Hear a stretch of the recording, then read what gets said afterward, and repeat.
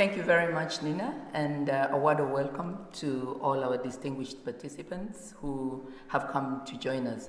As has been indicated, we would like, as we have the dialogue today, to remember that politics is a macro-social determinant. Politics shapes the social, economic, and environmental conditions, and when we think of that, we see that, in effect, really, politics can shape the health of populations.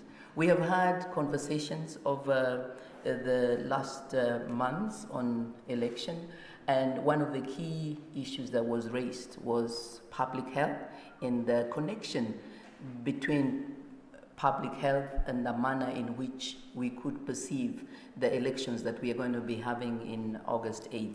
And so today it is a great pleasure to have with us speakers who would enable us as we look at the whole issue of how it is that the current candidates, both at the national level and the county level, would be shaping and enabling us to look for what it is that we would want to see.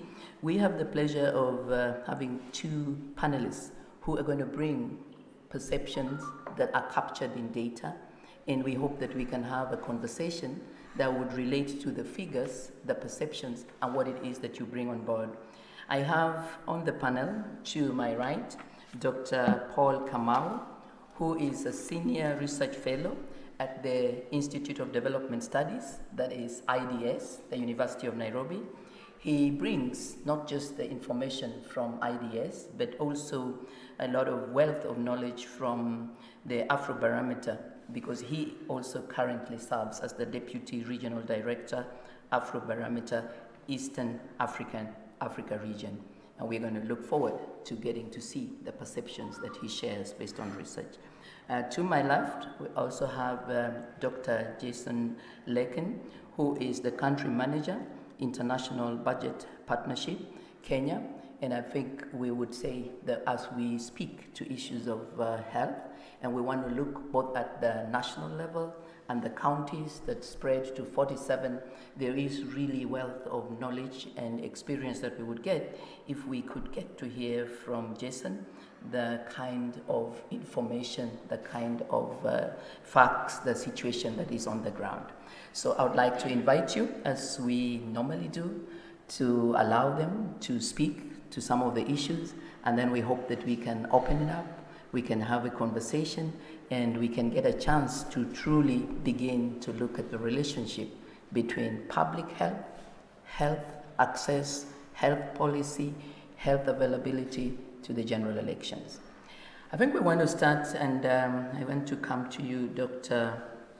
Kamau, because it is clear that in IDS and also at the kind of research that you do with Afrobarometer, you have come across very clear specification of what Kenyans think, especially with regards to the whole issue of access to public health and how it is that they perceive the access and the related issues affecting their livelihood and affecting their health. So I would like to invite you to just tell us, what is it that you find Kenyans would want us to know with regards to access to public health and how this affects their well-being? Good evening, everyone. Thank you, Jacqueline, for those very kind words of introduction. I'm humbled to be here this evening to just express or to just share with you some of the issues that we've come across as we talk to Kenyans about issues of public health, specifically in Kenya. As Jacqueline was doing introductions, she mentioned that we in IDS do research that we call Afrobarometer. Afrobarometer is a survey, an opinion survey that is undertaken in most African countries and has been going on since 2009. It's undertaken every 2 years with regard to giving voice to the public.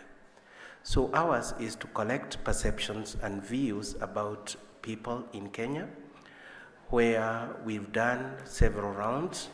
We are currently disseminating round 7 of the Afrobarometer survey, which is being done 2016-2017 period, but we were lucky to have done the fieldwork in 2016 in September, and we gathered information from about 1,600 Kenyans across the country using the Kenya National Bureau of Statistics sampling framework so that we could get a good representation. Turning to the issue of discussion today is that health is gaining prominence among Kenyans. There's a lot of interest. From all the rounds, we kept on asking Kenyans, what are the key issues that you would like to see as a person being addressed? And over time, we've seen health issues emerging or increasing from number 15 in 2009, number 10 in 2011, number 9 in 2014, and in 2016 it was ranked among the 8 important issues that Kenyans would like to see addressed.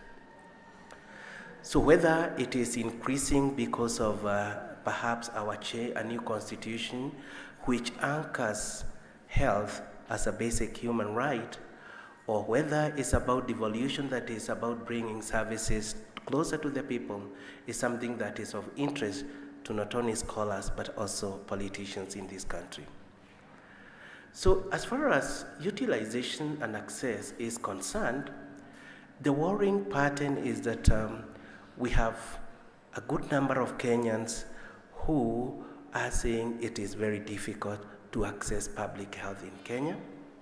And even where they are accessing health services, they still find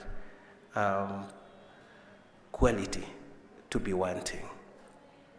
So let me begin by examining what does the data say about people poverty, or health poverty as we would call it today. Is that when you ask people who wanted to access health facility and they never got to access, about 52% of Kenyans indicate that during the year they either had several times they wanted health services but they did not get, or they wanted or they had an incident and they attended to the health facility without success. The trend is that if you compare across time between 2016, 2014 and 2011, it's like in 2014 we had an improvement, but in 2016 we are dipping. Then we go ahead to ask Kenyans, when they access these services, how easy or difficult it is to get the service. Again, 33% say that it's either very difficult or very difficult to access this service. Comparatively, only 39 who argue that it is easy or is moderately easy to get this service. Then the other aspect that we're dealing with is, do people pay unofficial fees in order to access a health facility? In other words, do people have to bribe their way in accessing health? Well, on the one hand, there's high improvement in the rating of provision of the services. The number of, or the proportion of Kenyans who indicate to have bribed or paid an official fee, and this ranged from you go and you're told you need to go and buy medicine here, you go and you're told you need to buy a card, all this is increasing. Meaning, even as government struggles to address the issue of access, perhaps provision or efficiency in terms of provision is something that needs to be looked into. And we have about 12% of people that had accessed health or had attempted to access health, indicating that they were forced to part with something other than what would be officially payable in order to get this service. Finally, we did ask how would you rate generally government in terms of providing basic health facility? As far as these statistics are concerned, is like we had 68% of people saying they find the government doing fairly well, against 31 who said they were doing badly. So this brings about contradiction in terms of, on the one hand, we have people who we can term as health poor because they cannot access increasing over time, yet we are rating, or the government is getting a higher score in terms of provision of overall basic facility. When we compare these statistics across rural-urban divide, we find the rural, where a majority of Kenyans are, is more affected by health poverty. So this tells us that there's need to relook at this issue, make it an agenda for policy, both at national government as well as to the people we are looking forward to electing in August this year. When you listen to people speak, issue of health sometimes take the end of the talk. It's never profiled as something that is important and very paramount for development, for social development, for economic development. We therefore need to look for ways of reaching out to politicians or trying to make this an important agenda, a campaign tool as we gear towards election. Manifestos of many parties don't seem to address this issue adequately, and therefore we see a lot of disconnect between what we're doing on the ground and perhaps what politicians would take up as an issue of concern for Kenyan. So in my view, there's a lot that needs to be done beyond what government is providing at the moment to enable Kenyan access public health. Thank you very much. Thank you very much for your very, very precise focus on key concerns of not only the services that are provided with regards to public health, but in particular whether or not they are accessible, the circumstances that could be impeding or affecting those who want to access them, the quality, the cost, and indeed bringing us right to the point where we would like to remember that a number of citizens sometimes feel almost apathetic and feel that they do not necessarily need to engage. I think as we reflect and hear what it is that Dr. Kamau has told us, we see that not only is there a critical need for us to engage, but that we need to look at factors that could undermine and create a very corrosive effect on communities, on Kenyans, on different areas as we go to elections. In particular, we see that he leaves us at a point where we see that just as elections can deepen and codify injustice, they can also be an instrument that we can use to advance progress. And he's left us at a point where, as we look at the issues of access, we look at availability, we look at cost, we might want now to turn to look at the issues of policy, and we would want to begin to address issues that relate to health equity and issues that relate to equality with regards to when we're looking at health.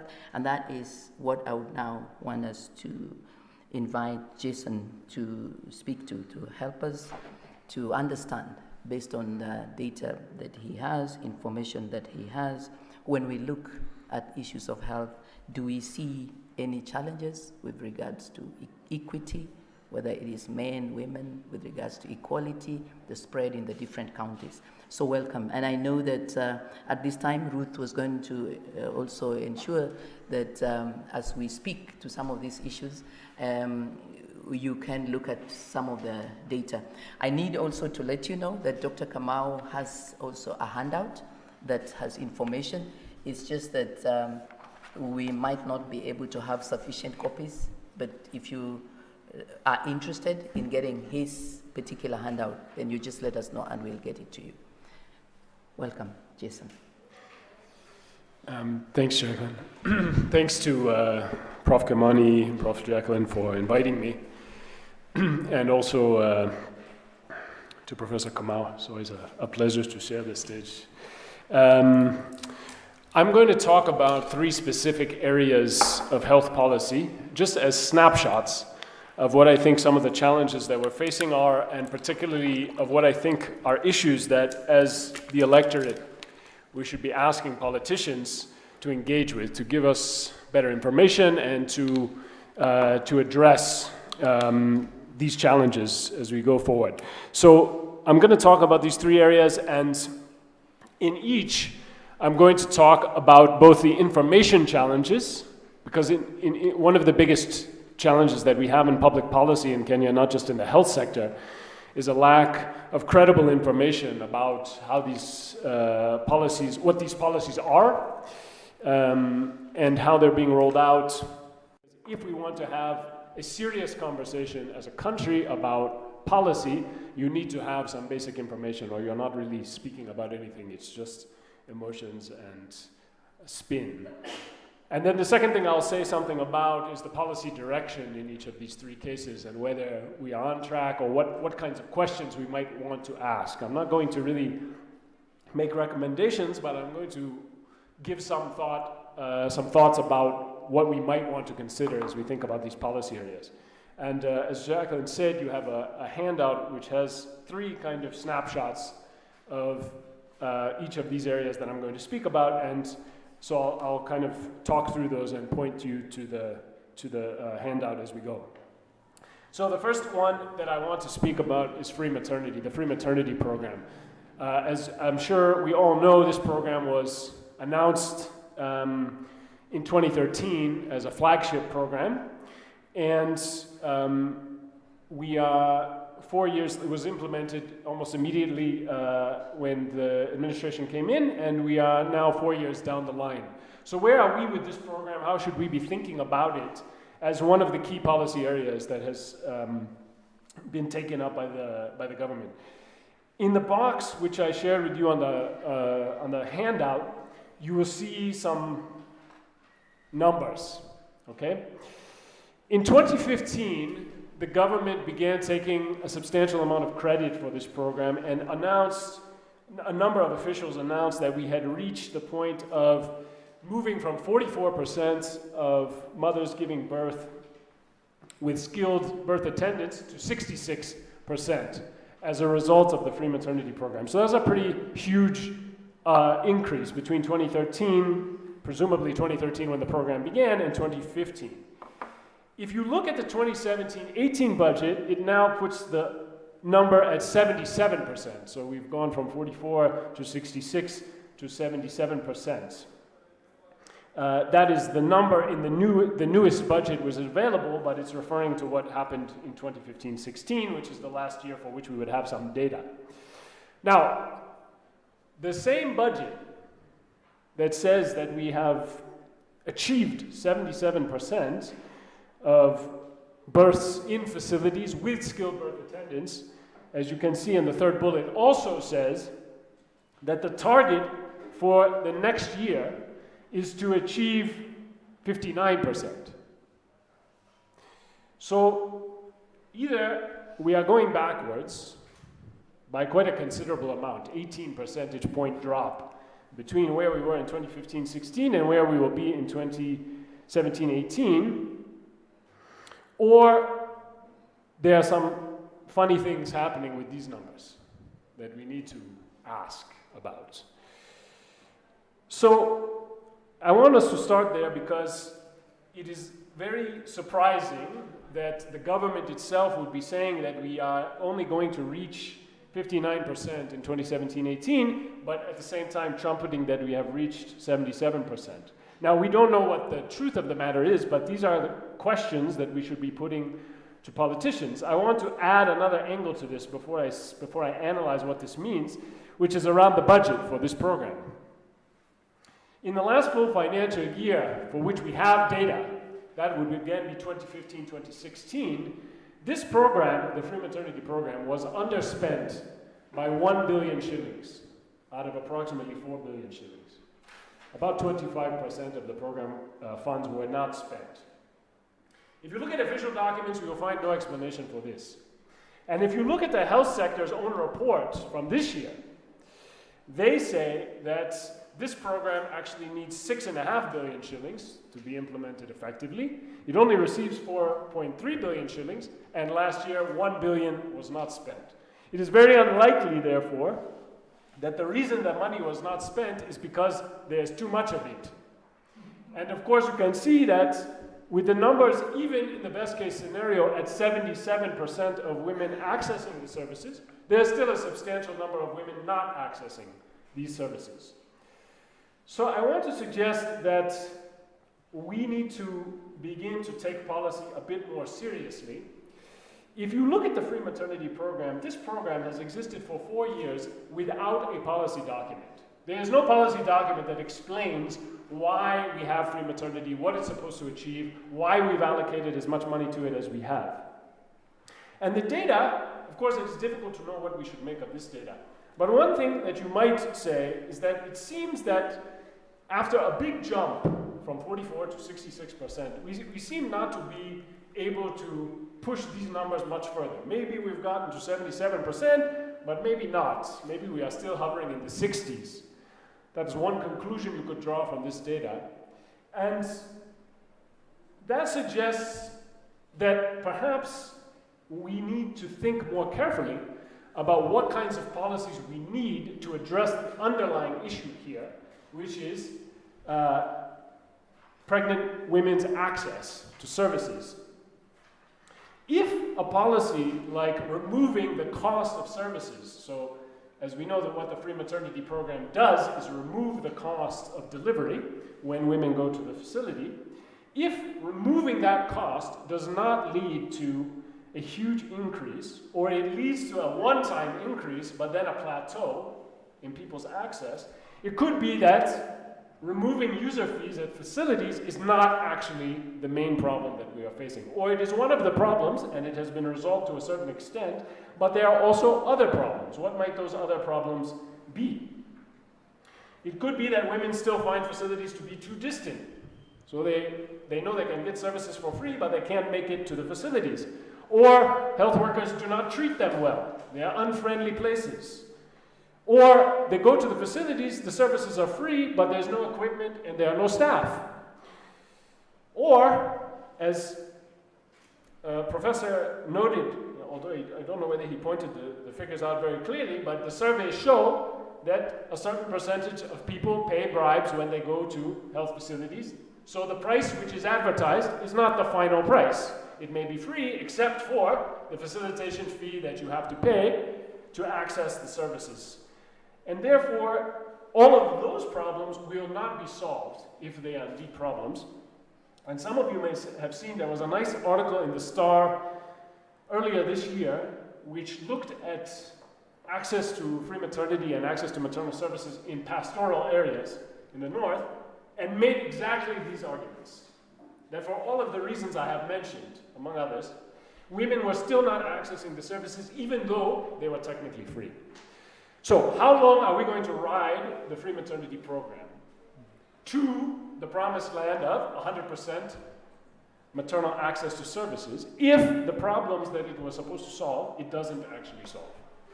So, I think that if we want to have a serious conversation about maternal health care, we need to move beyond a discussion which is shaped around a policy which was announced with no backing 4 years ago, and begin to talk about what the actual problems are and design a policy that can solve those actual problems. They are not easy problems to solve. I'll come back to the issue of staff in my third point. Okay, so that was what the first issue I wanted to cover on free maternity. The second issue is an issue that I'm very passionate about, and I have spent a lot of time fighting with the media to get them to pay attention to it, largely unsuccessfully. I want to convince all of you today that this is an important issue, and you should pay attention to it, and you should ask questions about it. And that is the question of how we are financing and whether our regional public hospitals are receiving enough money. Now, what are these regional public hospitals? Before devolution, before the new constitution, we had provincial hospitals. Those are regional hospitals, but they were called provincial hospitals, which provided services to people living in a province, so cutting across multiple counties.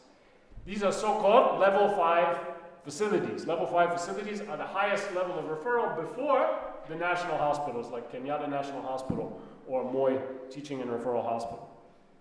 So these are hospitals which are meant to deal with serious illnesses for people living in a wide space, unlike smaller facilities or dispensaries, okay?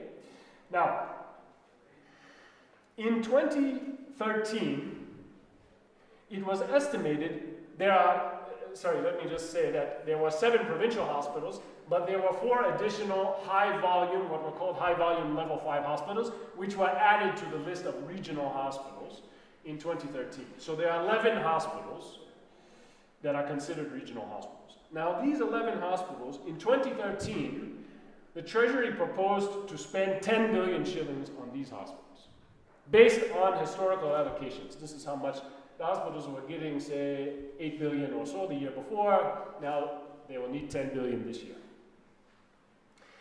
Parliament, in its wisdom, cut this budget from 10 billion to 3 to 4 billion.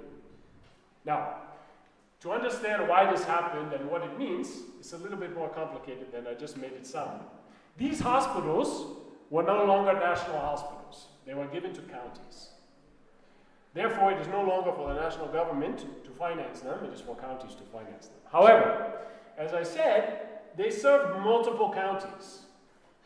So if you give Kisumu, for example, or Nakuru, for example, the hospital, and you tell them you must finance from your budget, they are going to ask you, how do you want me to finance this hospital from my budget when many of the patients come from outside of the county?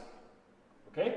So the proposal was that the national government should provide a conditional grant financing to those hospitals to help them, so that they wouldn't rely just on the resources from the county. Because it's not fair to expect, for example, Nakuru to cover the cost of other counties that use the facility. And that was the 10 billion conditional grant. Parliament said counties should finance most but not all. So we will cut it to the 3 to 4 billion. I'm saying 3 to 4 billion because the number has fluctuated over the last few years. So that means that if it costs 10 billion to run these facilities in 2013-14, counties will have to make up the difference of 6 to 7 billion. Okay? The question is, do they do it? Have they done it? It turns out to be impossible to answer this question. That should worry you. But I want to say what we can say with the data that we have.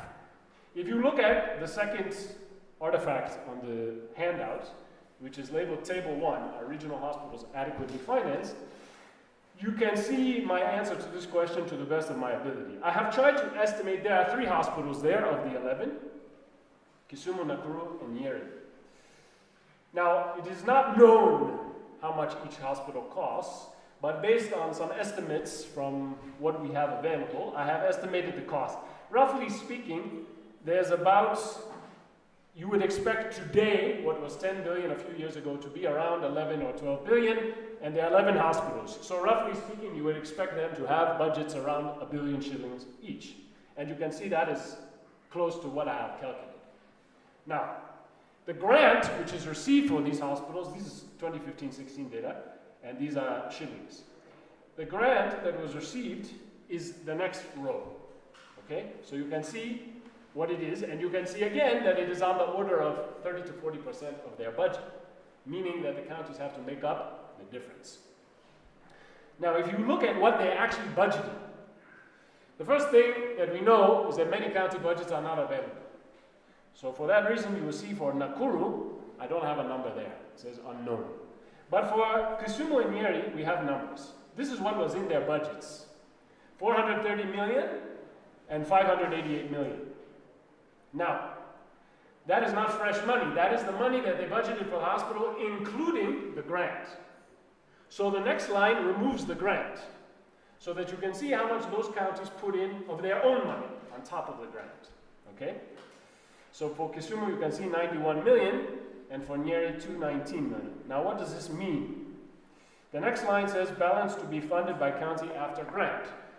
All that we are doing there is we are subtracting the grant from the cost. So that is the difference which the county has to fund.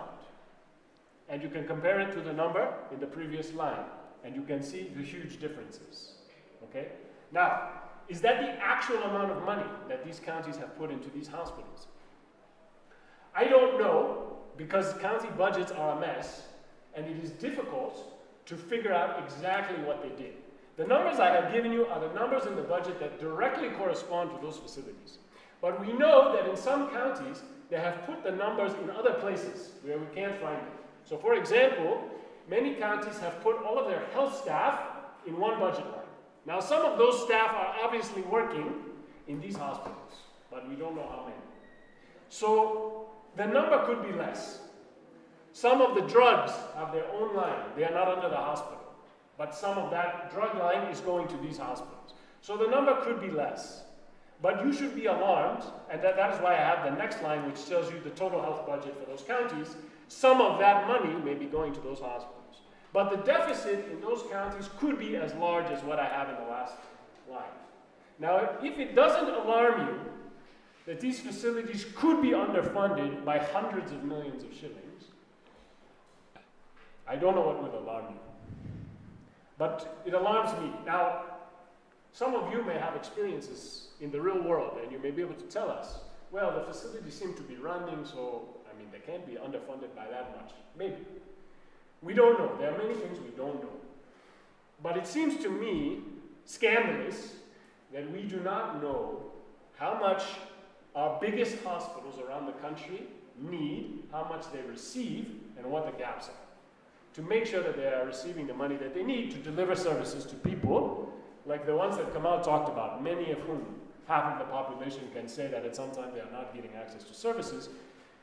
These are the facilities that they are going to and not getting access to services. Okay? So that is the second issue. It is an issue both at the county level and at the national level. For the reasons that I said, the counties are the ones who have to fund these facilities. So it is a county problem. But, as I said, in order to be fair in how we finance regional facilities, there's normally thought to be a need for national government intervention. To say, we are going to help you cover the cost for the other counties for which you don't receive any other funding. Okay? Kamau knows that these are what we call externalities. Some other people are benefiting, but they're not paying. So how do we solve that problem? We give them some additional funding to help them out. So that problem is a parliament problem to resolve that, how much money goes to the conditional grant, as well as a county problem, how much are we financing these. So you can think of this as an issue for political leadership at both levels, okay? I want to just make one final point on this, which is that regional problems are not limited to health, although we are talking about health today. This is one of the biggest gaps in the Constitution. Many, many services are regional in nature. Think about water.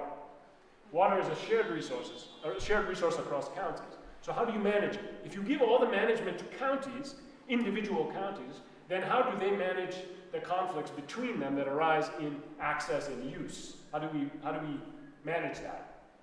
Previously, we had water service boards, which were regional parastatals, which were meant to do this.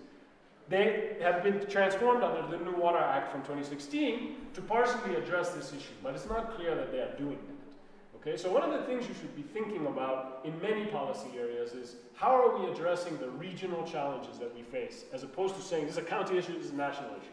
That's often how the politics play out, right? Counties want to control, national wants to control. What about the regional? What about sharing and cooperation across counties? All right, last point as I wrap up. There has been, for many, many years, considerable inequities in the health system. Kamau mentioned them to a certain extent. And those inequities manifest themselves in many different ways, but one of them is in access to health workers. If you look at the third item on my handout, you will see the distribution of the population to doctor ratio, the distribution of doctors, so population to doctor ratio from a few years ago. We don't have great data on this. In a number of counties, and you can see a huge gap between Uasin Gishu and Kitui, but that gap is nothing, because you will notice that there are many counties that are missing from this table, and they are the counties that have the worst ratios. In Turkana, this ratio, you see in Kitui it was 26,000 people per doctor in 2013.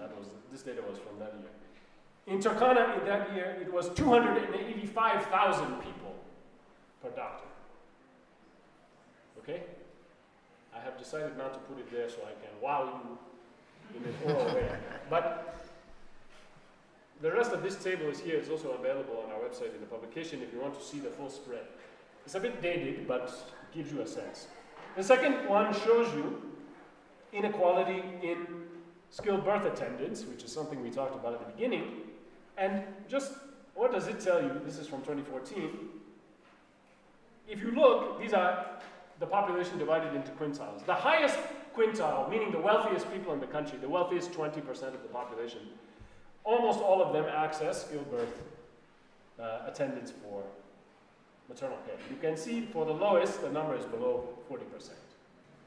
So more than 60% of women in that wealth quintile are not accessing these services. So what are we doing about these inequalities?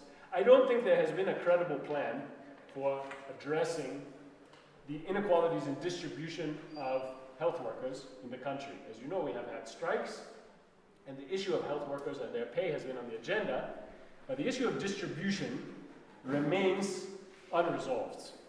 And I think that many people hoped that devolution would bring the solution to these inequities. That was one of the things that many people thought, that devolution is going to deal with these inequities that we've been dealing with for decades. By moving resources down and giving people the opportunity to decide how to use those resources. But of course, one of the challenges is, and that has happened, in that the poorest counties are receiving more money today than they were a few years ago. Turkana, for example, is receiving four or five times what it used to receive. But what do you do with that money? You have to buy health workers with that money. And buying health workers is not such an easy thing to do. Many health workers do not want to go to these places. When I was doing my research in Mexico many years ago, there were marginalized parts of the country that had been trying to attract health workers. And they gave health workers 3 times the salary that they would receive in the capital city to come to those areas. And you know what happened? People went there for a week. And then they said, no, I can't stay here. And they left. 3 times. So even when we give people more money, it doesn't automatically solve that issue. So what does solve that issue? I think that requires some hard thinking. I'll just say one thing about it and then stop. I believe that we have to provide people either with incentives or we have to force them to work in these areas. One way of thinking about it is to say that when people finish studying medicine, they will go to a place that is marginalized for 3 to 5 years, let's say. And they won't like it. But when they come back, they will be put on a career trajectory that will allow them to advance much farther than other peers that did not do that. So they will be rewarded. So over the long term, you don't have to spend your entire life in Mandera if you don't want to.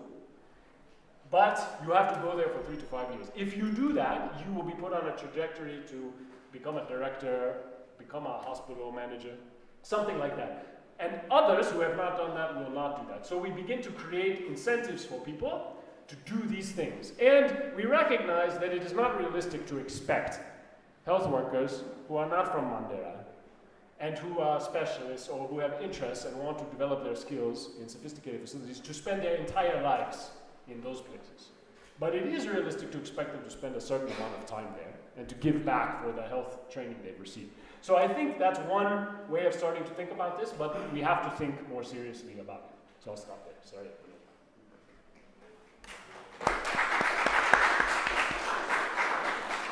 Thank you very much, Jason. I would like to believe and suggest that you have brought a lot of energy to the conversation, especially linking figures, facts, perceptions to political conversations that sometimes tend to be emotive and not necessarily focused on particular issues.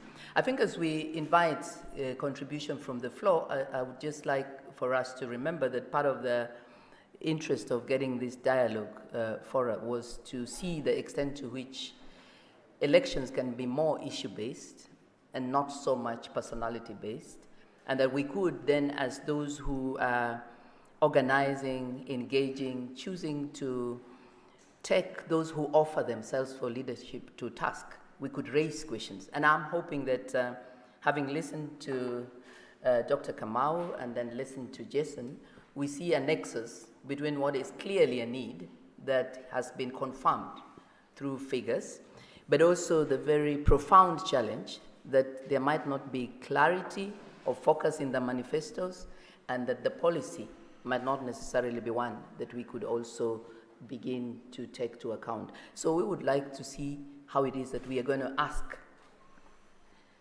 in the upcoming elections. We know that our candidates both stand to influence the country, they stand to influence the counties in different ways, especially with regards to health. We have heard that there are really serious issues. So we will now open the dialogue. We would like to see your input, would like to see what it is that you suggest. And we certainly hope that we would like to leave here today with very clear ideas of the agenda we will be looking to, or we're looking for from the different candidates at both the county and the national level. So the floor is open, and I think already we have 2 hands, so we can start. Yeah. If you just tell us your name and maybe raise a question. My name is Fred, and I think this particular conversation is really interesting to any politician, because all I need to do is sit here, listen to what you say, then go down to the ground and convince people with a lot of talk that we're going to do this for the next 5 years, which is what happens. So for me, the language of health is something that I find very interesting, because we're seated in a room full of death, and yet we're talking about forcing people to do things, which is, it's very strange, because for me, I think the second people feel connected to the health of the people in their areas, that is a bigger incentive than telling people that you have to go to Marsabit, where I don't know if I'm going to get the kind of security that I might need, just, to go to work and come back and not expect an explosion, because it's not in Kenya. Weird things like that continue to happen every day. So people need to, in my opinion, feel secure and feel connected with the job before they can get down to actually doing it. That and for me that translates to, if you suffer from something, then investigate it. You personally, it doesn't have to come from government. It doesn't have to come from the public sector or the private sector. It doesn't even have to be a partnership. If you're doing it for the love of the discipline, then go out there, find out what is the problem, because then we won't have this binary idea of inequality and equality. If we're just going to talk about mwenda wazimu na huyu si mwenda wazimu, then already you're putting them in two different classes where they will fight each other. Mm-hmm. So we're in this constant environment where there's this and that, and this is different from that, so they cannot really see eye to eye. If we put it in the context of government, there's something a friend of mine said recently, which is when you see someone crawling and they're trying to catch up with someone who's running, at the end of the day, you might think that he's not progressing, but in terms of movement, this guy is still moving. Mm-hmm. So if we keep on looking at it in terms of financing, like just looking at this particular piece of paper, where are we with free maternity? Are regional hospitals adequately financed? Inequality in access to health services. Where does that leave all the other issues? We've talked about 3 of them, but you go to Madari, for instance, it's full, like overcrowded, especially the men's section. Maybe that's why there's a lot of men here. Mm. There's a lot of men in Madari compared to the women. Like there's one ward and it's sparsely populated, the women one. But the male one, there's 3 of them and they're overcrowded. Why? Thank you. That was a comment, but I think it's one that is really profound because it helps us to appreciate the complexity of the issues and what it is we would like to look for from our politicians. Yeah, thank you. Hi there. Thank you all for a very interesting and insightful debate there. I was just dovetailing off what Jason said. I was wondering what the role is transcending the top-heavy, top-down approach of bringing in doctors, highly skilled professionals into counties. What role is there for bottom-up training? If you look at somewhere like Mandera, for example, it's got maternal mortality rates comparable to places in Somalia. So I was wondering what role there is for bottom-up training for things that aren't so intensive on the budget, for training skilled birth attendants that don't require top-down investment. Thank you. Do we have, I think, yes, we have a comment. If you just introduce yourself also as you raise the question. Okay. So that, thank you. My name is Rachel Mikali. I'm from Madare constituency. And I'll say first, I'm now informed. And I'll go back now to the question of making the health issue more political. My question goes to the panelists.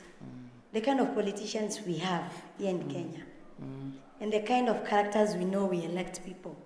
We don't elect people more based on issues, we elect people more based on which party are you. Either you're on NASA or you're on Jubilee. Either you're from ODM or you're from my tribe. But my question is, how do we make also people and those politicians to know we want election more based on ideology, focused on health issue?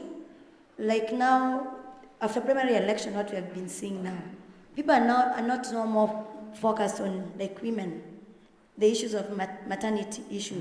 People are more focused like, how much do you give me so that I can give you my votes?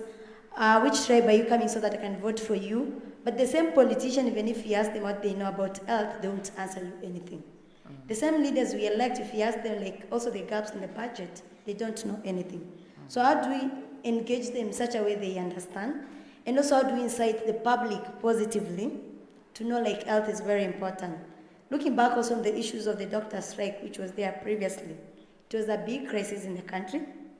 Most people were blaming the doctors, but in reality the doctors were tired of supervising death in the hospitals. But how many Kenyans saw it as a problem to make it as a national issue, as a political issue, but instead we are blaming the doctors. And issues like maternity also issue. If you come to Madare constituency, we don't have like a hospital where we'll say we get free maternity. We only have it in Ruaraka constituency and with some constraints. If it's your first time to give birth, you'll be told, go to Pumwani Hospital. Pumwani is not for free. It's for free in documents or in words, but in reality, you pay 3,000 and above. So how do we make the public also and the politician to make it also like a national campaign? Thank you. Thank you. Yes. My name is Marcus Itau. I'm a student at Jomo Kenyatta University of Agriculture and Technology. And I think the million-dollar question would be whether we devolved health too soon. Because that's where all the issues come from. You've told us about, we've seen from these figures about the funding gap, whereby Treasury approves budgets, funding for referral hospitals, then Parliament cuts it on the basis that that is a county function. We've seen doctors striking, saying that they need to be reverted back to the national government. Their salaries need to be paid from the national government. And that's where I think the big issue is, because that's the problem is maybe we devolved it too soon, or maybe it's just, they say change is like rest. Maybe we're just adapting to this change. I'm not entirely sure about it, but we really need to figure out what's going on. That's my comment. Thanks. Thank you. Do we have, yes, so that we can get an input from the other end as well? Thank you. My name is Tom Wolfe. For both the speakers, I mean, you've been looking at survey data and budget numbers, expenditure, so perhaps these couple of questions go outside what you've had time to do. But let me just ask them.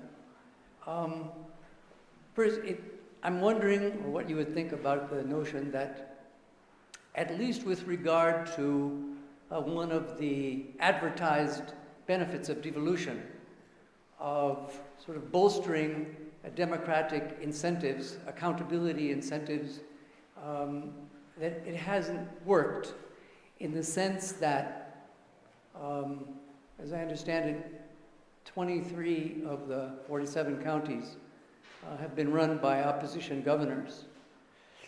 And I'm wondering if that has acted as a disincentive for leaders in the opposition to challenge performance in this area.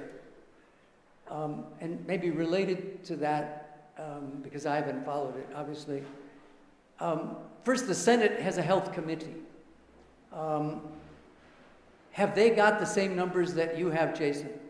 And have they, whether opposition or government, because we've seen, especially with regard to corruption allegations, there has been more cooperation in the Senate across the political divide to require these governors to come and defend their expenditures and so on.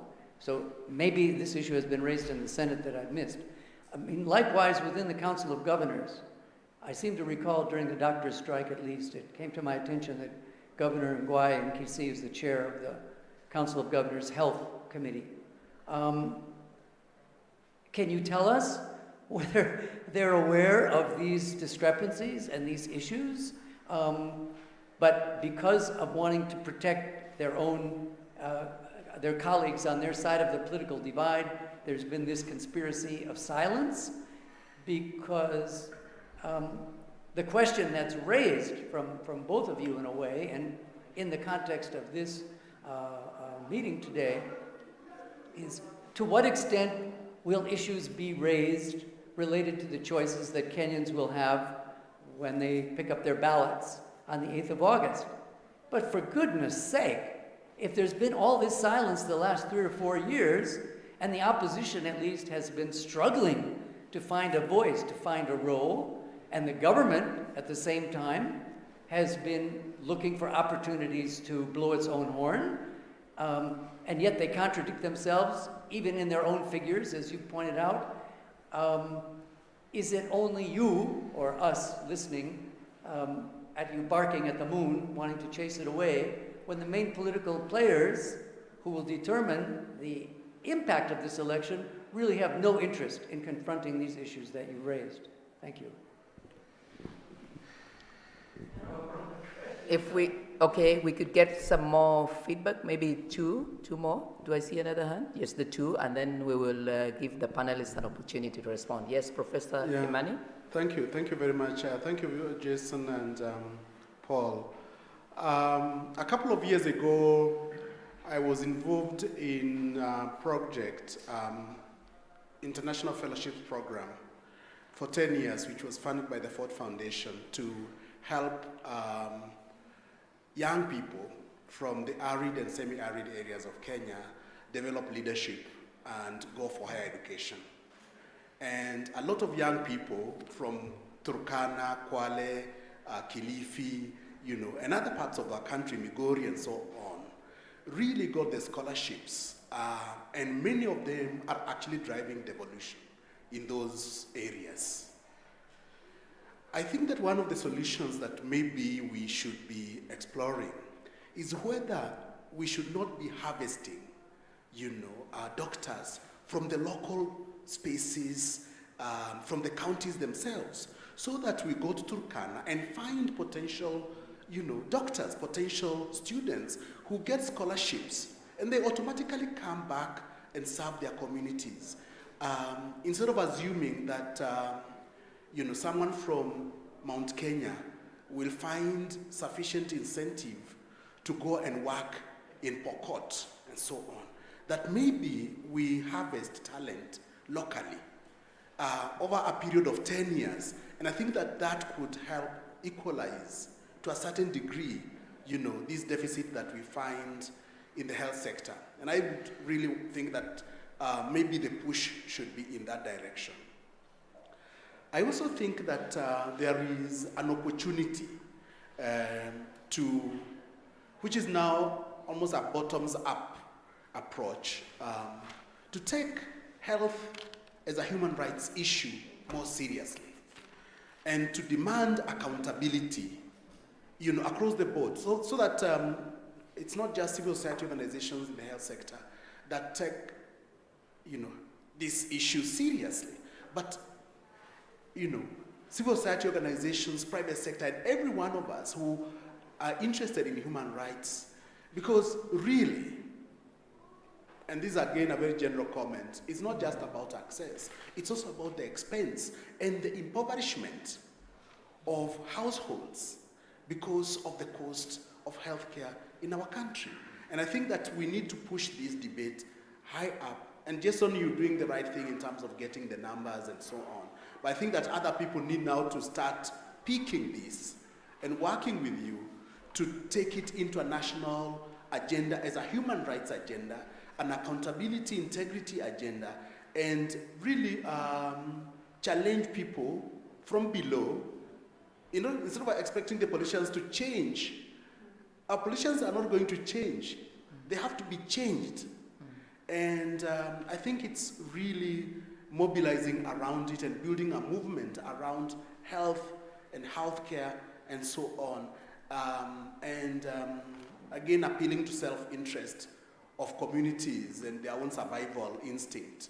That to the extent that they have there's no accountability on the budgets, then their survival as communities is also in jeopardy. So I think that I'm just suggesting that we need to open up the debate a little more and bring in more actors and bring in the politics of healthcare into the room. Okay. Thank you very much. Maybe we could then have the final, at least for this stage, so we then get the panelists to respond, contribution. Thank you very much. Good evening, everyone. Good evening. My name is Lumasia Emmanuel from HERAF, Health Rights Advocacy Forum. First of all, I want to echo what Jason Lakin has said about providing incentives to the healthcare or health workforce. These incentives can be, just the way Jason has said, can be informed by career trajectories, or in other words, they can be forced. But at the same time, at the county level, maybe it's a high time we should also look on how we are going to involve some of commissions that we have in Kenya. For example, the National Commission on Integration, because we find like at the most of these county levels, once these healthcare workers have been recruited and then they have been deployed, they meet a lot of resistance on the ground from the community. Maybe they claim that the person or the doctor that has been deployed is not coming from their own community. So it also interferes with the work relations of these healthcare workers at the community level. Another thing is with the rampant ethnicity, that's why we can have some of these commissions coming in handy, assisting in recruitment, employment, or even deployment of healthcare workers. And also we can focus or insist on community ownership of the health facilities. Because we find like some of these redress mechanisms, they can be addressed at the facility level by the help of the health facility management committees. And on the policy issue, I'll want to comment that maybe it's a high time we should see, or we should find a way of how most of these political parties should incorporate some health issues or health priorities in their political manifestos, so that we can use that to hold them accountable on their pledges with regards to the political manifestos. That's all I have. Thank you. Thank you very much. I think we would now like to invite the panelists. We are speaking to the issue of health with a clear recognition that it is a matter that requires urgent attention. But I think we've also echoed that we are in a country where we have negotiated democracy and where we occasionally become a bit agitated if we mention inequalities and iniquities, and they seem to lean to one region or political party or the other. I'm hoping that as we continue to sort of get the response from the panelists, we truly focus on the opportunity that this dialogue gives us to determine, as actors, as voters, as key people who can influence the direction of the elections, that we will take the bull by the horns and perhaps be the ones who will say, will we remain silent, or are we going to begin the journey of trying to challenge this negotiated democracy and sometimes the culture of silence? I think we would like to invite, I go to Professor Kamau. You can pick some of the issues and maybe speak to them as to the dialogue continues. Thank you very much. Thank you all. These comments, very critical, very informative. And as we sit here, we must say that not that we have ready answers to all these problems. We'll be here so that we can think through and see what is the way forward. So I quite identify with the comments that have been raised, and I will just pick a few because I know Jason and his capability has dealt with these matters for long. But just to appreciate that when you're looking at health inequality, as far as the data is concerned, I don't think we have luxury of allotting differences in regions that are either government-led or opposition-led. The inequality seems to cut across. We might be sitting here thinking that maybe in this region, because it is considered pro-government, that health access and utilization are there or people can access. In fact, our data, when we analyze across region, the only significant difference that we are able to talk about is rural-urban divide. And we can almost tell that the urban subsidize the government by going to the private clinic facility. So they will not feel the impact as much as those in the rural. I think now tying to what Jason was talking about, the financing. On the paper, on the record, we keep on talking of free services in health, free health services in public hospitals, but the situation is worsening by the day, to the extent that even those who would have been earmarked to access these first services, they would rather not access. So there's a challenge, and I think the two presentations talk about where you could have a facility classified as free, but you get there, no equipment, no medicine, you'll end up going to buy. And that's why people are reluctant even to go to public hospitals. I was saying that had we done this survey perhaps after the November when the doctor strike was on, perhaps would have had a very different scenario, because we all know how Kenyans suffered as a result of doctor strike. I like the comment that when made about, do we blame doctors for all this mess? I think it just demonstrates how much all of us attached to health issues. For 100 years, no treatment, and we assumed life was okay. We want to say that this should have really woken us up in order to address this issue as an emergency. This did not happen. So Kenyans continue suffering even as we're looking into an election. This a suggestion as to how can we reach out, and we have attempted to do this. We decided that as Afrobarometer would have even disseminations, not just with the entire public, but even to go to the parliament. And to call maybe committees on health, either at the national parliament or at county level, and try to talk to them. But as we all know, and someone put it rightly, politics in Kenya tend to get an ethnicity, or say either ruling or opposition angle. So they will look at who is making this presentation, what would be their interest, what do they have in this. So until we are able to reach out this and change, I remember we had a good reception with the parliament, national parliament, a Senate committee on health. But in parliament, we called a meeting that was attended by just a handful of people. So in my view, we need to publicize this, and someone suggested that perhaps it's at high time we try to change from below, so that we influence people down there. They become our agents of change. If a politician or if the people we are trusting in leadership are not addressing the aspect of health, then if we insist, they will look at why are we as a mass or as populate concerned about this? Is there an issue perhaps I can upscale? And we decide that we will go for these issues over and above the political affiliation, so that we look at it as a human right, so that when we are being denied this right, we are not being denied the right because we are in the opposition or we in the government. It's affecting all of us equally. We have seen a lot of change, and from people who were expecting to be in policy making, all of them now running for gubernatorial position.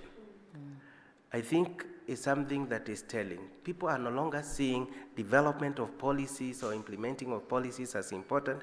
They want to get down there for purposes of eating. And some of them have said it very clearly that this is where resources are now heading. So how are we going to change?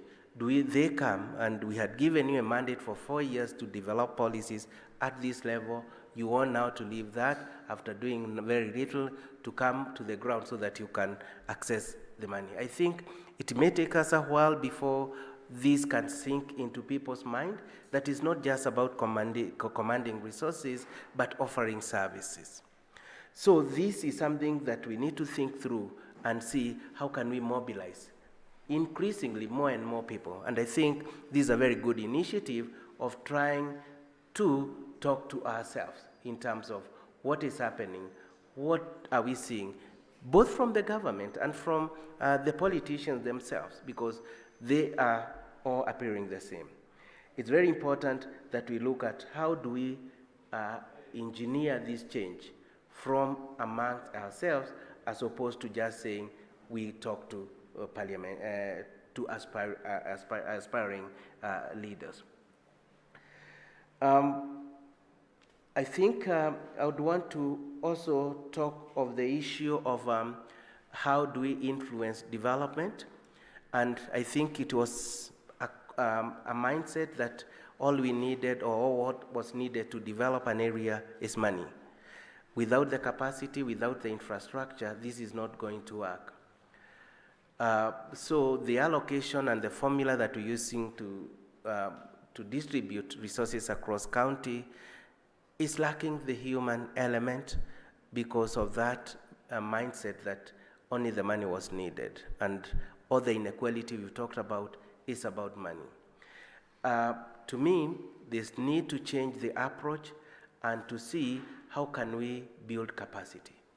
In fact, in my paper, we were concluding that we don't just need to look at the availing resources, but capacity building. How much are we doing to at least address that ratio?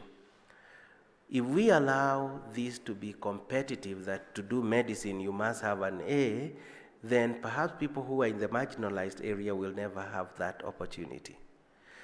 Could we have very affirmative action so that we train people from there? And if the approach that Professor Kimani was giving of where you can give scholarship that are bound so that one has a commitment to serve in those communities, perhaps it's something that could work. There's an element of how do we approach development? Is it for those sitting in the offices what we call top-bottom approach? Or how do we involve? The constitutions talk very strongly about participation. But when you get to the county and see the kind of participation that is taking place, it's just laughable. Because it will be saying there will be a baraza somewhere. Sometimes they put on radio, they put on newspaper, and they expect those people, citizens in the rural areas, to have read or to have listened to the radio. Our statistics have also shown that there's a lot of discrepancy in terms of where do we get information from. So in terms of participatory development, how do we anchor it? I strongly agree that we need to develop bottom-up approaches where we address the need and let those people who are on the ground perhaps to be given a bigger voice in identifying what is to be implemented. I think I'll leave the rest for Jason, and I'm sure we'll get another chance to address them. So, Jason, thank you very much, Professor Kamau. Yeah. Jason, you've got your cue. All the other questions, especially the ones that were very, very key. You know, how do we make politicians focus on health issues and the other related ones? Thanks, Kamau, and thanks, Jacqueline. I think a number of important issues have come up. A few of them are sort of have some common themes, so I'll try to address them. The first participant asked a question about, or implied, I think rightly, that if we say that we are going to ask people to go to certain areas to work that are not safe, then that is not fair. And something needs to be done about that. And I think that's a perfectly reasonable thing to say. We have to deal with security at the same time that we are asking people to go to places. But I think that I don't want to burst the bubble, but I do have some doubts about the suggestion, which I think many of you have made in different ways, that what we can, the way to solve these issues is to kind of cultivate local people who can provide these services, because they are from those communities and they have some sense of responsibility to those communities. I think that's a nice idea, and I think that I don't think it's impossible. I think it's part of what we should be doing, but I also think we need to be realistic. When you train people and you give them skills, usually what they do is they look for the best opportunity for themselves with those skills. And that is why we have, from every level, from the local level to the global level, migration of health workers to move Kenyan medical workers as well, leave this country to go to other places. And I'm sure when the health worker strike was on, some of you were seeing some of these workers. There were even workers from other countries talking about why they had left. So, of course, we can say, well, we'll fix the health system and then they'll stay. But the point is that what we know is when you train people at the local level and you give them a little bit of training, often they're very excited about that little bit of training because it gives them status in the community and they're able to actually help. And I don't in any way question people's commitments to their community. I think that people feel that it's important to work for the community, and when they have skills, they want to use those skills for the community. As you give them more skills and more skills, then they begin to ask, but here I'm not getting to use all my skills, here I'm not being fully compensated, and I can move to someplace else and get better opportunities. And you can't stop people from doing that. That's the bottom line. The only way to stop people is, I use the word force, but when I use the word force, it's really incentives. It's really about creating trajectories for people that say, yes, you're going to do something that you may or might not like for a period of time in order to achieve something else. And I think we have to think, this is what we all do, right? All of us, we are seeking a better life. And we go through things that we may not want to do. I am sure my colleagues here who have PhDs like me did not enjoy many moments of that process. But we did it because we wanted to get to a better place. And that is not to say that we should treat these places as though they are bad places, but the reality is that people want better things, and we cannot stop them from wanting better things. So I think that if you ask me, many counties have taken this idea and they are setting up health training facilities in their counties. They are using local resources to set up medical training facilities. I see two problems. One, quality. Kamau has talked about affirmative action. That's okay, but we have to ensure that we also shouldn't be saying, if you live in this part of the country, you will get lower quality. Sorry, nobody wants to go there. So you set up your sub-quality institution and good luck with it. I don't think that's dealing with inequity. Secondly, if you train people locally, why would you believe that they will stay in that place? If you give them high-quality education, they are in demand in other places, and they can make more money in other places. So if you bond them, as was suggested, I think that's a perfectly reasonable thing to do. We are investing in you. We are giving you an opportunity. You have to stay here for 5 years and pay us back. Work with the community. Some of the people will stay longer. Some of them will say, I am committed to the community and I want to stay here, but not all of them. And I think that we should be realistic about that. So I think it's important. It's part of a strategy, but it's not enough. I want to take on another question. Was health devolved too soon? So I think, of course, it's impossible to answer this question.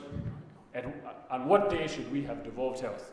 Not the first day, then the second day, not the first year, then the third year. When are we ready? You know, there was a famous minister in India for local government who said, you know, these guys sit around in Delhi and they keep saying, we are not ready to devolve. You are never ready.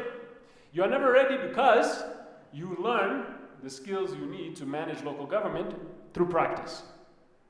You can sit all day talking about going to courses and talking about what it's going to be like. Until you have to manage, you don't know anything. So if we want to move in that direction, we could have delayed a bit. I don't think that's out of the question. South Africa, for example, when they devolved, they did partial decentralization in the first year before elections. I think one of the challenges we had was the timing of our elections and the timing of our decentralization, administrative decentralization. It would have been possible to do an administrative decentralization first for a year, get some systems in place, and then have elections. Because we did them at the same time, the so-called Big Bang, but on the other hand, of course, when you do it the other way, you risk pull back from the beginning, claw back from the beginning.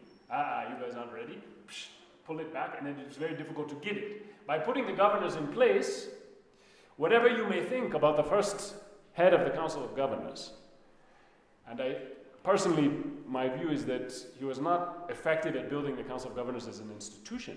but he was very effective at keeping the national government on the back foot and stopping clawback. It was very difficult for the national government to claw things back because he was very vocal and very strong. I think that's an important part of the politics of decentralization. So, could we have done better? Yes, but if you look at those figures that I showed you, you look at the inequalities, these are not inequalities created by devolution. These are inequalities created by centralization. If the doctor-patient ratio under centralized government was 1 to 285,000 in Turkana and 1 to 4,000 in Uasin Gishu, that is why we devolved in the first place. It wasn't working. So did we do it right? Maybe not. But the question is, what would we have achieved by delaying further? I'm not sure. It's a counterfactual we may never be able to answer. If you want to say, well, labor force issues would have been managed better, maybe, but I see the teachers going on strike quite a bit, and they are managed at the national level, right? And as you know, health workers wanted to be managed at the national level. Would that have changed things? Maybe, but these same health workers do not want to work in certain parts of the country, and they resisted, and that is why we have this distribution.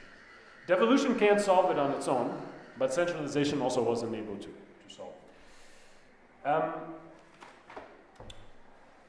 Tom has left, I think. Yes, he has. But the issue of the Senate, of course, some of you may have seen my column this week. It's actually about the Senate in the East African and my disappointment with the Senate, but which is not the first time that I have expressed those views. But as Kamau also said, I mean, first of all, I think, as Kamau said, I congratulate the people who organized this. These are the kinds of discussions we need to happen. We need to be having. But we shouldn't be having them only every 4 years or 5 years.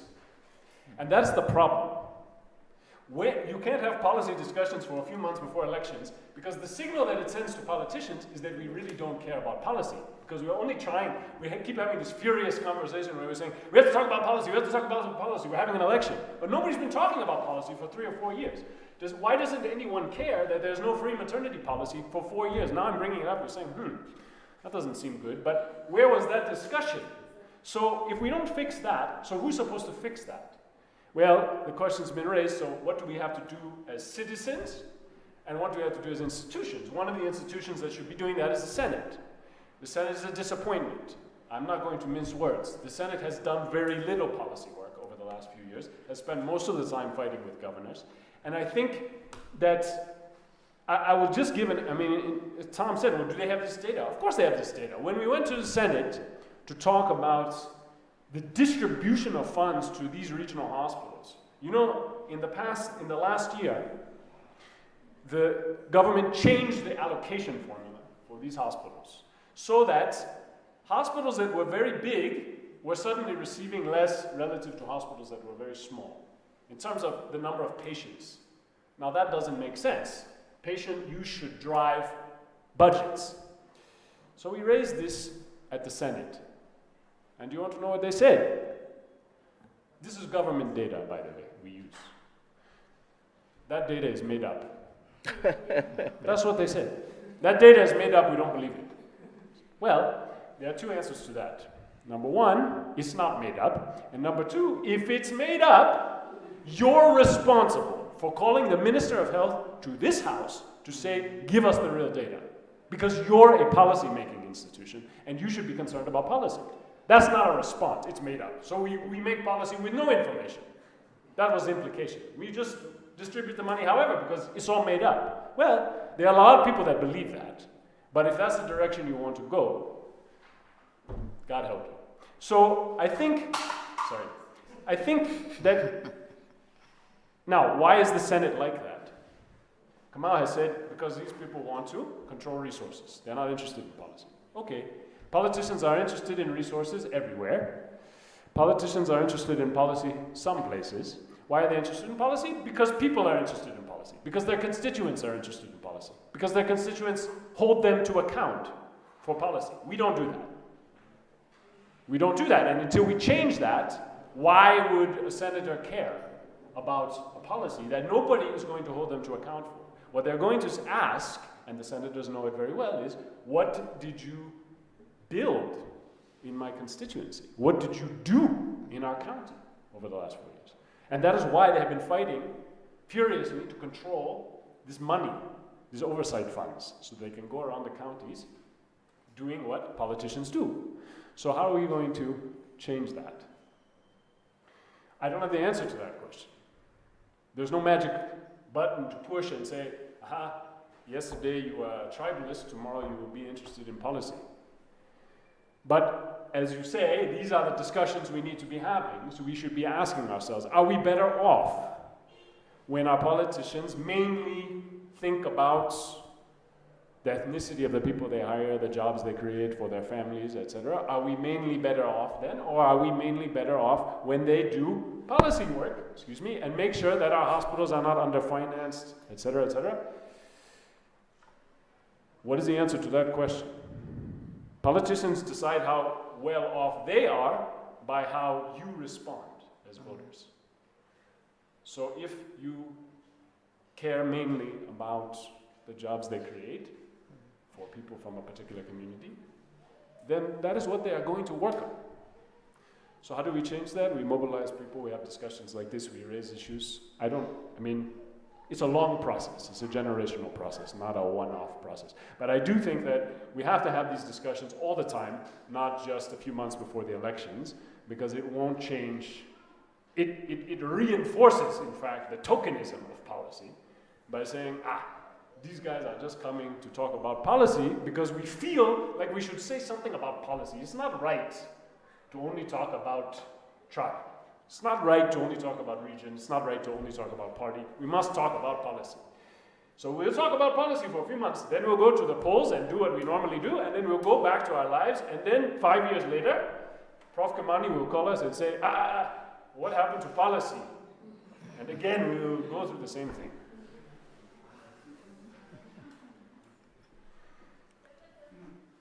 Thank you, Jason. It seems that we are owning up to key challenges, not only with regards to the timing, but also with the context with which we are engaging. And I think that's something that is good, because the whole purpose of the forum dialogue is for us to reflect and to recognize what it is that is our cycle of concern, but then begin to be very clear about what it is that we can influence, because there must be some things that we can influence. And perhaps the timing is that maybe the only time that the senators and the parliamentarians and the governors can pay attention is when they're looking for votes.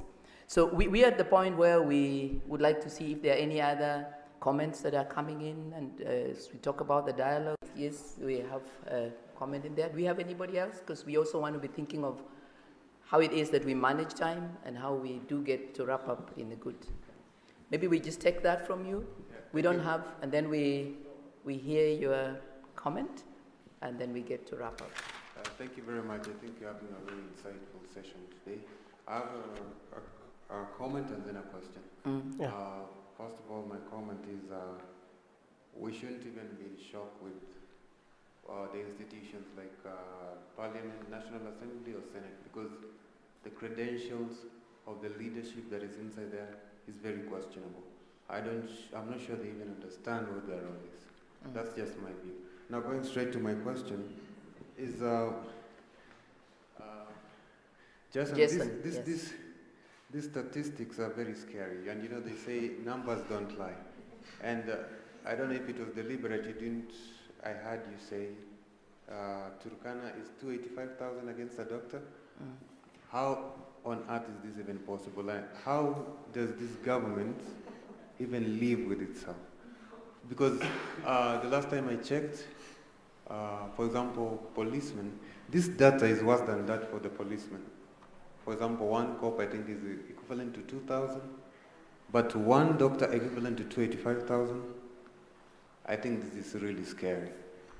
Maybe you can help us understand how we can have a drastic measure to deal with this issue. Thank you. we could get the final comment so that we can get to wrap. I think the only thing I'd like to say is I think we're all saying the same thing, just in different ways. Because, and then maybe we need to look at, if I'd say three things, context and approach. Because if you approach me and you boxing me, I'm going to be defensive. It's just the nature of who we are. If you come at me with you, I'm going to be defensive. But if you can come at me and I can see that you understand the context, which is 10 years ago, we were at this point, and because of what has happened in the past 2 government terms, we are at this point. And then talk about we've had 5 presidents, they were this way, then we're going somewhere. And then again, also ask yourself where we were 100 years ago, 200 years ago. Do we even know? Like, do we really? And then ask yourself, at the end of the day, these problems that we're seeing, these problems that we're pointing at, were they not in existence in the very same, very developed places? And how did they get to where they are right now? Is corruption just an element of Africa or Kenya? At the end of the day, we talk about lobbying. Lobbying is just a fancy name for corruption in America, of policy. So maybe we need to look at the legislation and how we are different from the legislation that we're trying to implement here, just copy-pasting. How can we be different? But looking at the context and the approach, then maybe we can talk about in 5 years we could be here, as opposed to saying this is really good and this really sucks. Because the second you tell me that my stuff sucks, I'm not really going to listen to you. Yeah. Thank you. Rachel, were you going to say something? So we could, in the interest of equity and gender equality, let Rachel have the final say. Contribution is also a question. Matter of health, can it be a class issue? Class issue whereby people living in a informal settlement don't get the best quality, goes back to quality. In reality, we have a lot of quack doctors.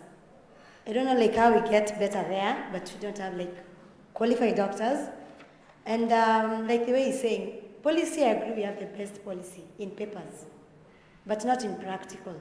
But does it call upon, and I'll go back to the question, as Kenyans, are we inside a positive to reclaim our rights? Back to the question of health is a matter of human rights. Or are we just relaxed because the politician we intend to implement this policy, when they get sick, where do they go for treatment? Do they get treated here or they fly outside the country?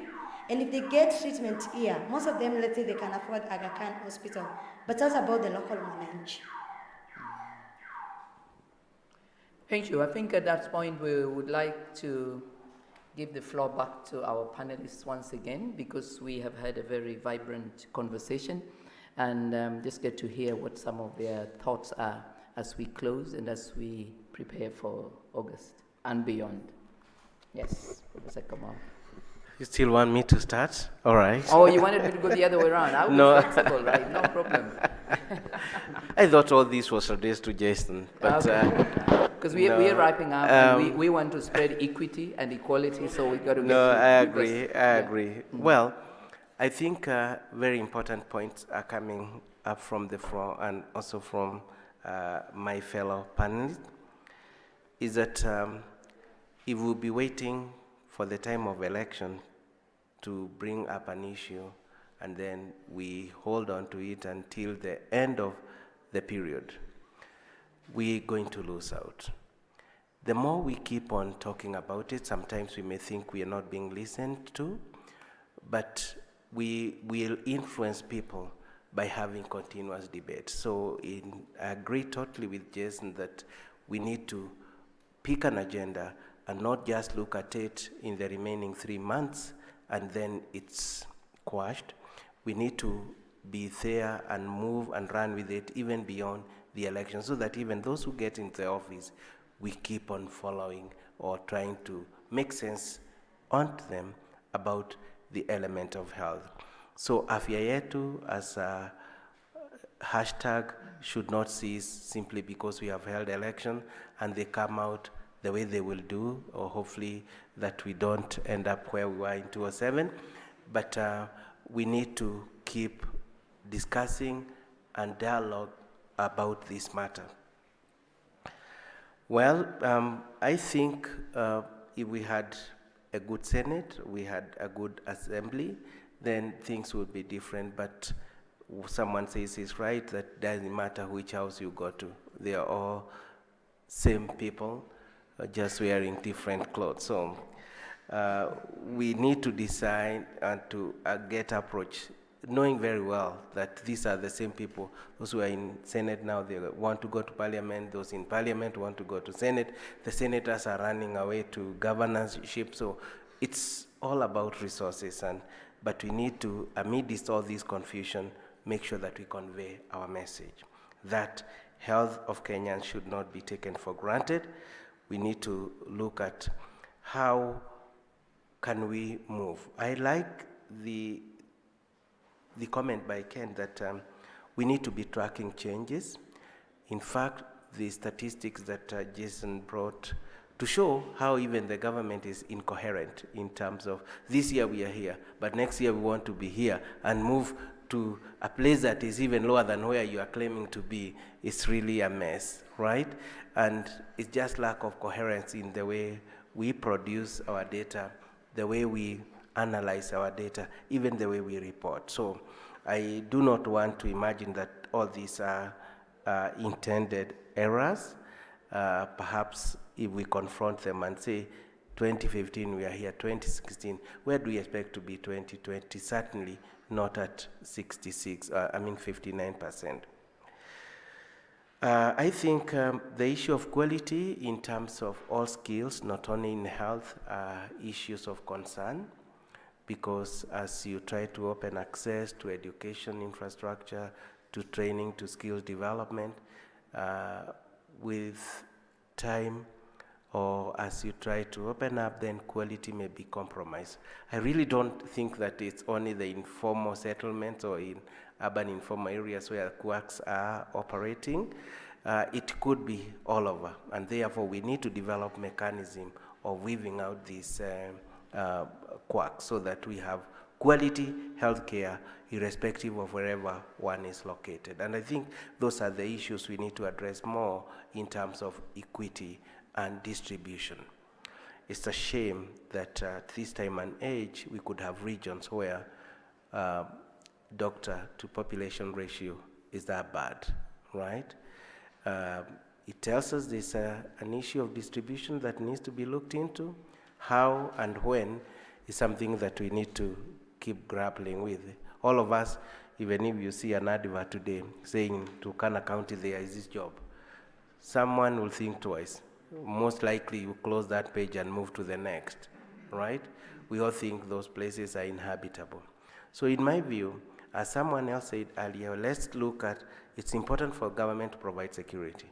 I think before the issue of Al-Shabaab came in, people are more or less able to work in many places. But now with the insurgence of terrorism, then insecurity is becoming paramount.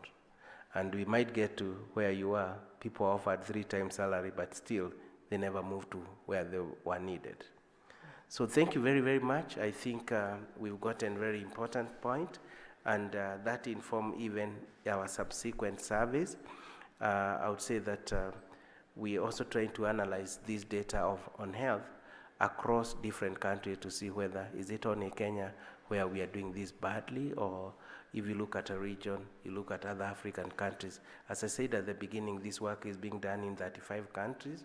So it's good to see how we are faring, or how Kenya is in comparison to other countries that we might be classifying maybe as worse off or better off than Kenya, so that we can draw lessons.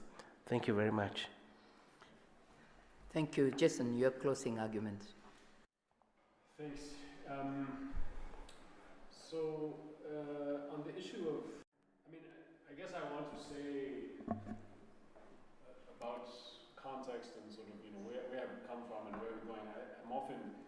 accused of being all gloom and doom, but I don't think so. I think we have made a lot of progress. Even these numbers, as obscure as they may be, we have actually increased access for women to facilities. Okay, not to the degree that we need to, and we need to now take this discussion to the next level, but something happened. If you look at, to me, one of the biggest success stories of the last few years in the policy realm is the Commission on Revenue Allocation's first formula. Even though I criticize it heavily, my organization has criticized it very heavily, and we've suggested changes to it.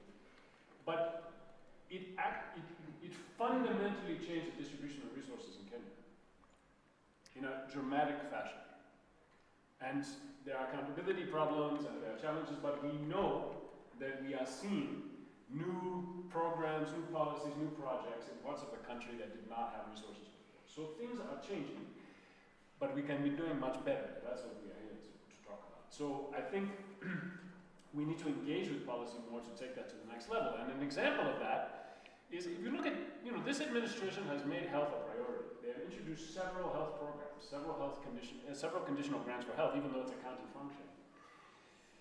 But we need to debate whether, not the goodwill, but are these the right policies? For example, if we have such a huge inequality in access to facilities and access to personnel, should we be focusing on leasing of high-end medical equipment? That is a policy choice. It's not that having high-end equipment is not important, but we should be having a public debate about whether it's the most important. We have some resources, we've put resources into that, but we could put them somewhere else. Where do we get the most bang for our buck? Where do we get the most change in people's lives? These are the discussions we should be having. Instead, they are, what was the discussion on the medical leasing scheme? Who's in charge? That was the discussion. Is it the national government or the counties? Not really a discussion about, is this the best policy or the other policies? What's the real justification for this policy? Give us an argument, let's have a counter-argument. We don't have those kinds of discussions. So that's where we need to go. But it's not to say that we haven't achieved anything. Many things have changed over that period, although I can also not say where we were 200 years ago. I can say where we were 6 years ago. In terms of Turkana and generally this issue of inequality, I think we breathed after 2010. We actually breathed, right? We did something big. We changed the Constitution, we made fundamental changes, and we believed that it was going to bring about fundamental changes. We made fundamental institutional changes, legal changes, and we believed it would bring about fundamental changes in people's lives. And I think I have just given one example of how that did happen. With very little input from anyone, the CRA went ahead and actually changed the distribution of resources. Okay? With very little public participation, they did it. But we now have to, it's been a cycle. We now have to ask ourselves, how do we move from here? The Constitution only can take us so far. Now we have to ask the next set of questions. How do we move from where we are forward? And the deep inequalities that we inherited from before this Constitution have not gone away, and they will not go away only by saying we have devolved. 20% of all the resources have been devolved. That's not enough. We now have to ask ourselves, how is the national government and the county governments going to work together to solve these problems? We need more sophisticated policies, and that is the only way forward. The inequalities were created over decades, and we are going to take probably decades to reduce them. But they're not going to happen through just this back and forth between who's in charge. We have to come up with distribution of resources across the country cannot be solved by individual counties. This should be obvious. It requires national policy as well as county policy. So we need to push our politicians to actually talk about that. Lastly, on your point, of course it has been suggested in the past that one way to get politicians to take these things seriously would be to ban them from going abroad to get health care, right? Then they will start taking seriously what's happening at home. I don't think that is particularly realistic, but I will say this. For me, it is very surprising that politicians in this country receive, in addition to huge salaries, they receive private health insurance. huge private health insurance packages. I do not think they need to receive those private health insurance packages. It encourages them to use private facilities that are very expensive. That is not, you are a public servant, you receive public health insurance. And if that public health insurance isn't good enough, then you start to ask questions about why it's not good enough, and you make it better because you're the one using it, so you want it to be better. So I do think, I wouldn't rule out the idea that we need to change that. That can actually, unlike the rule that would forbid these politicians from going abroad, which I think is impossible to enforce, but also requires the politicians to pass a law saying they will not do it, which is not possible. The Salaries and Remuneration Commission can eliminate health insurance benefits tomorrow, and it doesn't require any politician to do anything. So it's to me, a bit more realistic. It may still not be very realistic, because they are also the ones, one of the problems we have with the Salaries and Remuneration Commission is that they are making policy for themselves. So they are not ready to give up certain benefits. But I do think that's one part of it. But I think ultimately it has to come from pressure from constituents saying we need better services and we are not going to accept it if you don't do anything about this. I'll stop there. Thank you very much. I think we will agree that we have had a very, very informative and insightful conversation. I must say that as I sat here and listened, I sort of felt that the room was very somber, that people were so serious, and that could be because of the room, as had been observed. But if you allow me, I was going to suggest that I believe Goethe-Institut and Twaweza bringing us together to have a dialogue on great issues has, in my view, achieved a great objective. The time you can set an agenda in this country is right now. And I was going to challenge everyone that is seated here in the room, particularly who is registered and who is going to vote, that as somebody who has run for office in 2007 myself, and I ran because I was seated as a policy maker, as somebody who was an academic, and I looked around and I said, so how long am I going to be sitting and complaining? Why don't I get in there and get to figure out what it is that it's about, and at the very least challenge, this comfort that people have, which means that all you need to do is to be able to shout loud enough, either for your community or for the political party leader, or to sensationalize issues. And I am extremely, in my opinion, motivated, because I watched as we all sat and listened, and I think this dialogue has achieved its goal. One, data does not lie. We are alarmed. We are horrified. And I'm hoping that we cannot afford to go out there and start saying that the data was made up. But I also believe that the next 2 months are going to be critical in defining what becomes the issue. I look forward to a situation where we might want to say, do we ourselves know the role, for example, of Senate, of the people who go to the county assembly? Do we understand that at the county level we have the executive? Do we understand, we ourselves, before we start challenging them, what it is that they're supposed to do? Do we attend the public hearing forums? Have we read the budgets and the data that is here? And I think that if we feel challenged enough, which I hope we are, we could go out and indeed determine the direction of the conversation. You want to be a member of the county assembly? We just need to figure out that your duty is legislation, is oversight, is representation. Don't talk to them about representation. Ask them about health. What are you going to do? There is a way that we can change the manner in which the conversation will go, or at the very least, because elections will be in August, 8th August, we might be able to pick and begin a journey as we choose which particular member to make the county assembly member, Senate member, or member of parliament. So I'd like to thank you very, very much and say that indeed, as we wrap up our dialogue, election dialogue forum on public health, we are all agreed that we do need to get out there and do what we can. And I'm hoping that we now are armed with data. We can go with data and we can shape slowly but surely conversation that moves from individuals, from personalities, from regions, from ethnicities, to really what it is that will make or break Kenya to the health of everybody else. Thank you very much, all of you. Thank you, the panelists, and looking forward to some very heated conversation around health in the elections.